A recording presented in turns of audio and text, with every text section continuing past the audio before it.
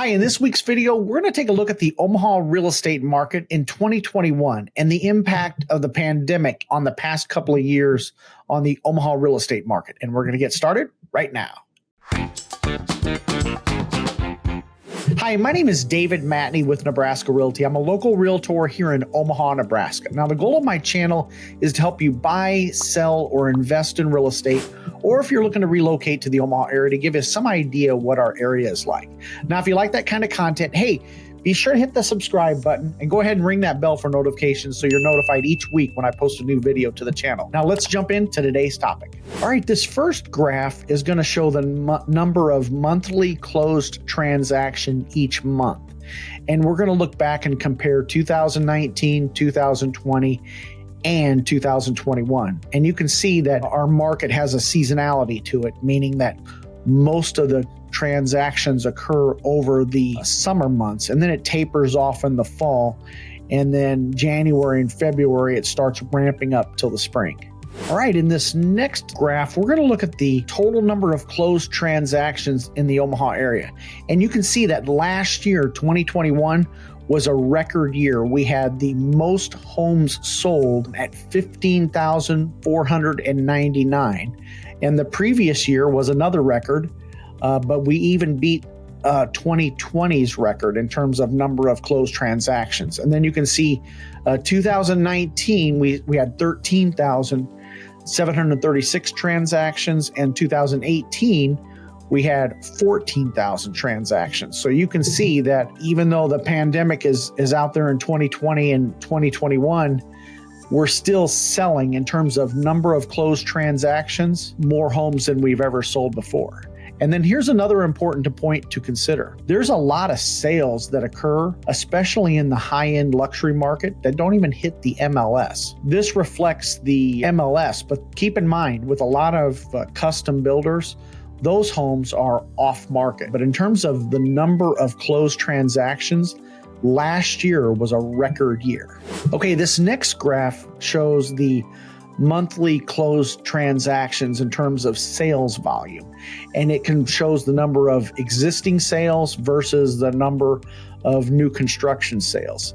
So you can see that new construction remains relatively stable, but you can see how with existing properties, there's more sales as the year develops. So you'll have May, June, and July, you'll have a lot more existing homes close. All right, this next graph shows the closed transaction sales volume. You'll see an increase in the past 2 years, but the reason why volume has increased is we're selling more homes, but those homes have become more expensive. So you're going to see pretty good little jump between 2019 and 2020 in terms of sales volume. But keep in mind, we've also seen inflation have its effect where home prices have increased. All right, this next graph is a breakdown of the price points and what percentage of the market that is. So 12.3% of the sales are below $150,000.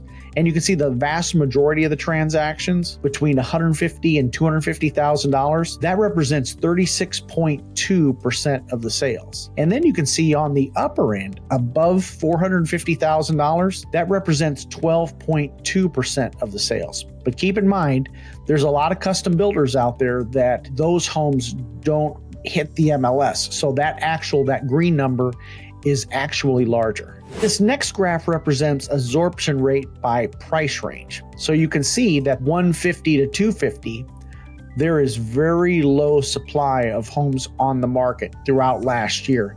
And you can see that how the whole year it's been pretty much 2 weeks or less of supply of homes on the market. So those homes are definitely flying off the market. On the opposite side, you'll have above 450, and there's still a seller's market for those homes because there is still less than right around a 2-month supply of homes on the market for that price range. But you can see how homes, there's very low inventory out there. All right, this next graph shows the average days on market and the median days on market for last year. And it's going to break it down month by month. But you can see that throughout the course of last year, homes were just flying off the market. All right, this next graph is pretty interesting because it's going to give a percentage of list price received. And as you can see, last year in 2021 in gray, 11 out of the 12 months out of the year that homes were selling above list price. Okay. And then you can also see that in the previous years, going back to 2019 and 2018, during those 2 years, 2019, it was only for 1 month did they get above list price. And then you can see in 2020, in terms of the pandemic, how homes toward the latter part of 2020 were getting over list price.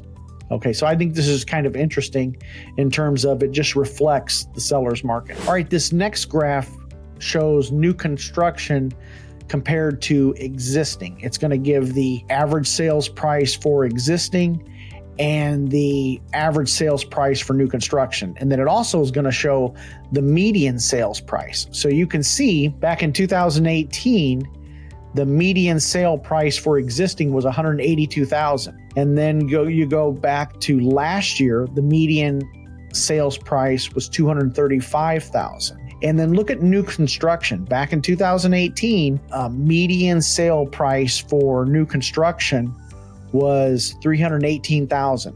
And then compare that to 2021, last year, the median sale price was $378,000. And then each year you can see that new construction increased 4%, 4.4%, and then 9.4%. And then that's probably where that cost of materials from the pandemic went crazy. And then you can look at existing and see that graph, how things are increasing in price. And so in 2019, you have a 7% increase in sales, 7.5% increase in price. And then look at the appreciation last year was 11.6%. Okay. Or if you're looking at average, 12.1%. So if you purchased a home, before 2018 and you're not aware of your current market value, your price point, your increase in the value of your property has gone up significantly. Now, if you're interested more in what the value of your property is worth, I'll include a link in the description below about a tool that's called HomeBot. And you can enter your email and your address. And what it'll do is it'll send you out an evaluation or a market valuation of your property. Again, there's no obligation or anything like that, but just go ahead and check that out in the link below. Make it a great day.